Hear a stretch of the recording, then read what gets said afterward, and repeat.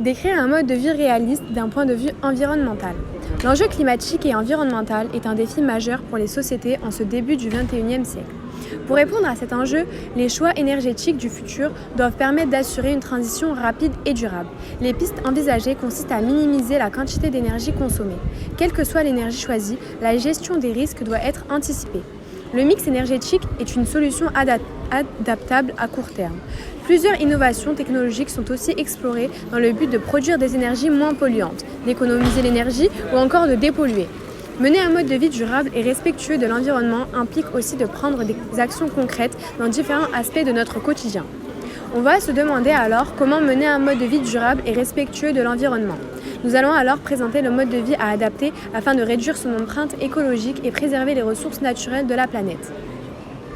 Tout d'abord, privilégier les produits durables et respectueux de l'environnement avec le moins d'emballage possible ou bien des emballages recyclables. On pourrait également favoriser les produits de seconde main ou recycler lorsque c'est possible, mais aussi éviter une consommation excessive qui pourrait mener au gaspillage, que ce soit alimentaire ou d'électroménager, et privilégier alors les besoins réels. Avoir une alimentation écologique serait également un mode de vie qui pourrait aider à lutter contre cet enjeu environnemental, c'est-à-dire opter pour une alimentation principalement végétale ou réduire sa consommation de viande et de produits d'origine animale et donc favoriser les aliments biologiques, locaux et de saison afin de réduire les impacts environnementaux liés au transport et à l'agriculture intensive. Et bien sûr, réduire le gaspillage alimentaire en conservant les restes par exemple ou en utilisant un compost en compostant ses déchets organiques. Pour mener un mode de vie respectueux de l'environnement, les citoyens devraient également opter pour des modes de transport durables, privilégier les modes de transport écologiques tels que la marche, le vélo, les transports en commun, le covoiturage pour effectuer des trajets courts.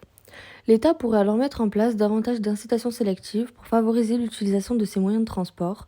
Cependant, il est préférable d'avoir une voiture qui pollue moins, comme les véhicules hybrides ou électriques.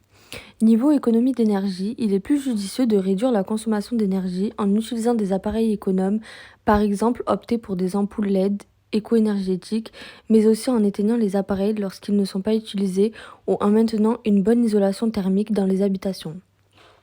La meilleure solution pour économiser les ressources énergétiques non renouvelables est diminuer les différents rejets et de consommer globalement moins d'énergie.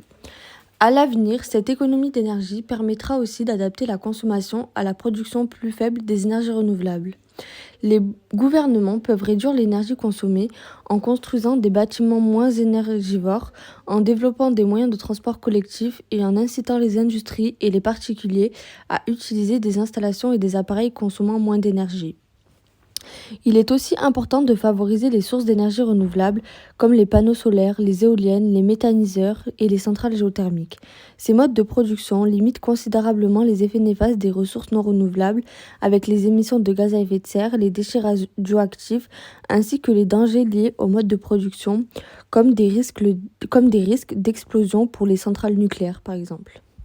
L'eau, quant à elle, peut être économisée en installant des dispositifs d'économie d'eau comme par exemple des pommeaux de douche à faible débit et des chasses d'eau à double flux, notamment en réparant rapidement les fuites d'eau dans les robinets et les tuyaux ou alors en collectant l'eau de pluie pour arroser les plantes et le jardin. Il y a une multiplicité de choses à faire et de moyens mobilisés pour réussir à sauver notre planète. Il y a différentes actions menées par différents acteurs à différentes échelles. Cependant, de nombreux acteurs agissent déjà, mais il est nécessaire d'amplifier le mouvement. De plus, il y a également le fait d'informer et de sensibiliser son entourage aux enjeux environnementaux, partager ses connaissances et encourager des pratiques respectueuses de l'environnement, ou encore participer à des initiatives communautaires et des événements liés à la durabilité. Il est important de noter que chaque petit geste compte et qu'il n'est pas nécessaire de tout changer du jour au lendemain. Le passage à un mode de vie plus durable se fait progressivement, en adoptant des habitudes durables une à une et en s'adaptant à ses propres possibilités et contraintes. Ainsi, en adoptant ces actions au quotidien, nous pouvons tous contribuer à préserver les ressources naturelles, à réduire notre empreinte écologique et à créer un avenir plus durable pour la planète.